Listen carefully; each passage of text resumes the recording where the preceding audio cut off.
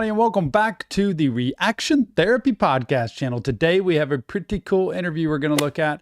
The interview of Kim Mathers over 11 years ago, I believe, on ABC, talking about Eminem, the girlfriend, ex-wife of Eminem. And just curious, I have a lot of people asking me about listening to this interview and see, from a mental health perspective, what's going on with her. I don't know anything about their story, really, other than what I've heard in the music.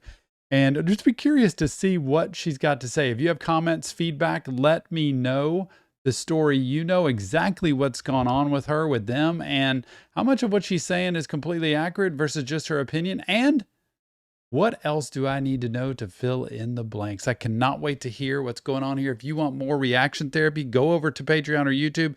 If you want to see more updates here on this channel, let me know what you want to hear, the Reaction Therapy Podcast channel. But without further ado, here we go. Kim Mathers talks about Eminem. Recently divorced from Eminem for the second time, Kim Mathers sat down exclusively with 2020 to set the record straight on her wild bad girl image and her near 20-year love-hate relationship with Eminem. I mean, I guess we could talk to each other about anything. I guess that was a big thing in a relationship, but I don't know if he was a good husband or not, really. He's the only husband I've been with, so I can't compare him. That's the challenge here, right? I think, just from the little I know, is that, number one, what does she compare it to? Number two, they met when they were teenagers, I think. And so, number three, they've lived a wild life. And so who he was back then, probably very different than who he is now, for sure. And her experience and her story is just from what they've lived through together, which has been unbelievably toxic, right? To anybody else. What kind of a dad is he? He's an excellent father. He loves the kids very much. Wow. Whenever there's anything, a field trip or anything that has to do with school or any of the activities that she's involved in, you know, he's always right there with her. If there's anything that, you know, if she's upset about something or needs to talk or just needs to be comforted, he's always lending a helping hand. You know, he always wants to be there for her. He's always asking her, you know, trying to stay involved in her life, you know, how she's feeling, how was her day, what's, you know, going on. He's just always there for her. It just seems like ever since he's got, you know, famous, blew up, our relationship went downhill from there, you know. He became arrogant and cocky, and everything that he did for me or the kids, he has to be praised for, you know. And, you know, he's so used to getting so much attention and people praising him for his work that he expects that when he comes home, and it's not the same. I don't look at him like that, you know. I'm not putting you up on a pedestal. You're not that person to me, you know. And that's what he wants all the time, and it didn't work out. Money's great, yeah, you know, with kids want anything, they can have whatever they want, but it doesn't make your husband stay at home with you or sleep in the same bed with you. And when your husband is famous and always gone and not there, you're basically there alone anyways. So, I mean, money doesn't put somebody in bed next to me to hold on to at night, you know? Yeah, she's talking a lot about probably, especially the early life of him becoming famous, that when you have nothing, you're kind of just there with each other. I'm sure it was toxic then too, but you're just children in a way, right? Become famous, everybody's pulling at him. He's gone. He's living a life. He's doing his thing. And he's being fed, but she's not being fed. This happens a lot of times, and it's not that it's all her fault either. They're both a party to this. You know, they both have their own issues, but on her side, it's he went off and got famous. I wasn't doing that at the same time, so I was left by myself, and that's the loneliness. And then hence all kinds of infidelity, I'm sure.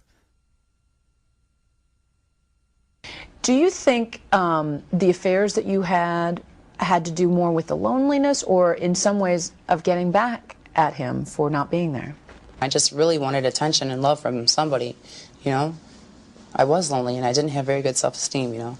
But a lot of people have affairs to get back at their lovers. Well, I'm sure that had something to do with it too. For it's you. Probably everything. We both had our moments of infidelity. I can't even count on one hand, you know, both hands how many times he's done it. But I'm not out there, you know, publicly humiliating him and putting all of his faults out there for the whole world to, you know, criticize him over. Oh boy, it's got to take a pause for that one, or the Kim song, the one I couldn't even put out on YouTube. Oh my goodness, Eminem. This song kind of did me in.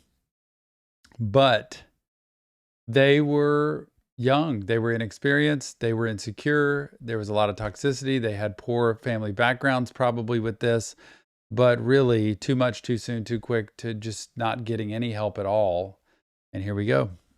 I was embarrassed. I was humiliated. I cried. You know, I had to make sure that my kids don't hear it. And then I always just wonder what people think of me, you know? You know, it's not a good feeling. What made you cry? Just the lyrics and the fact that he would, he is supposed to be the man that loves me and is supposed to protect me, you know, from being hurt.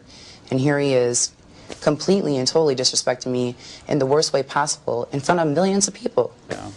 And in front of our kids, my family, my friends. And now it just makes me angry because of what everyone thinks of me, and the fact that now I realize, you know, there must not have been much love there, you know, for him to do that, and I wasted. Oh, I think there was love there. I don't know. I'm judging. I think there was love there. I think it's just there's so much hurt, so much pain that comes into play that the only way he knew to be able to act out or get out those feelings was through that. And I don't know. Tell me if Eminem regrets that song at all, like he regretted the one to his mom. I wonder if he regrets this one just because, number one, that's the mother of his daughter. And he really seems like he has a good heart and wants to be an amazing dad and has been there. And I don't think he would want to definitely not say any or act that way today. So there was love there, I think. It's just that it was completely misguided and he felt hurt and he used the weapon he had against her and she had no defense. Did so many years thinking there was. I had went with my sister and some friends and had asked him before we went to the show if he was going to perform that song, and he said no. He said no because I know that you're going to be there and I wouldn't do that to you.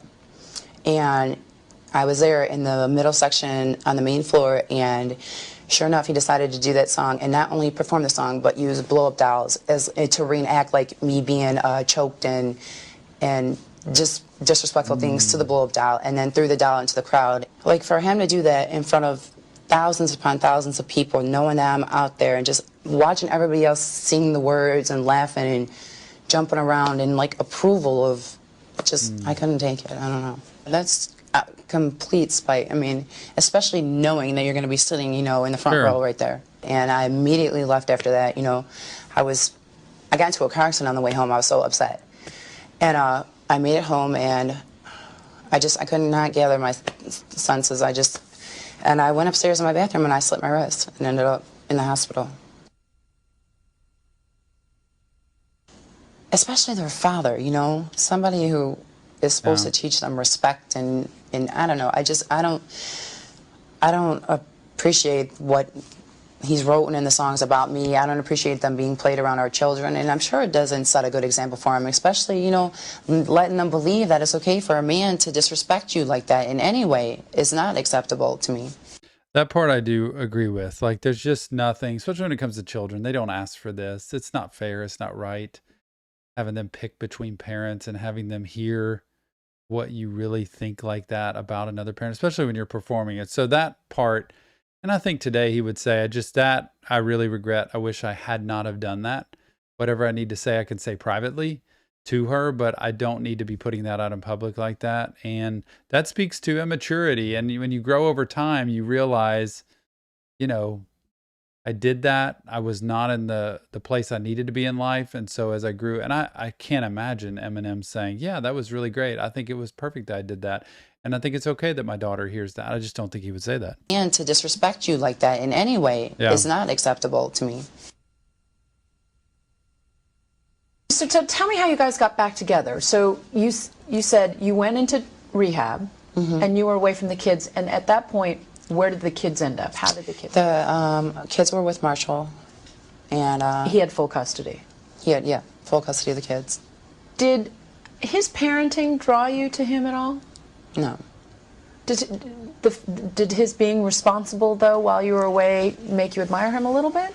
Yeah, I mean, I was grateful. You know, I would thank God that he was there, because, you know, I don't know what would have happened to the kids. You know, and yeah, I'm very grateful. You know, and he was very responsible and very loving towards the kids, you know. And When you got out of rehab, what happened? I came home from being incarcerated in rehab, and he had asked me to stay a few nights at the house so I could be with the kids, and a few nights turned into a few weeks to a year. So I was home actually 2 years before, well, a year and a half, almost 2 years before we got married. Well, I didn't even know this. Like, so she attempts suicide after seeing that concert. That was the trigger, I assume. And boy, I don't know where the children were at this point, but then gets out of rehab and jail and comes back, just stays with him for a year and a half, 2 years, and then married again? I was excited, I was happy, but at the same time I thought he was rushing things a little, Why? Because usually, I don't know, in our relationship, there's a pattern. Like, we'll have 2 good years, and then it will go bad for some reason. It's like a 2-year max with us. And we hadn't reached the 2 years yet. And I just didn't want to rush into anything before the 2 years. What was the second wedding like? It was rushed, and I didn't want to get married.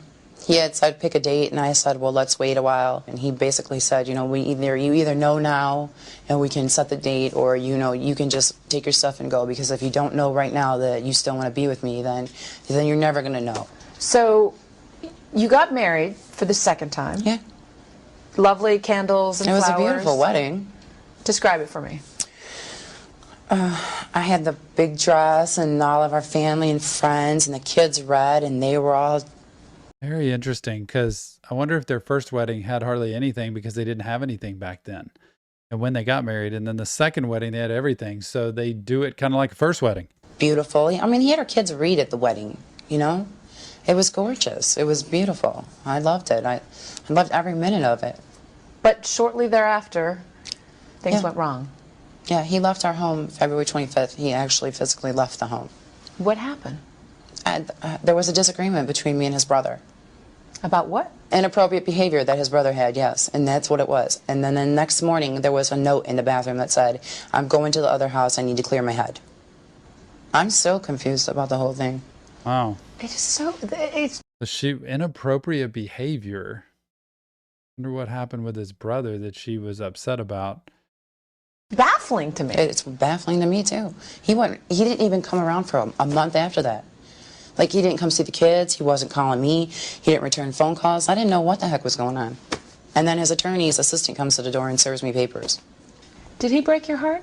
Yeah, this time he did. How did he do that? Oh. Because I feel like he... How did he do? That's just a terrible question.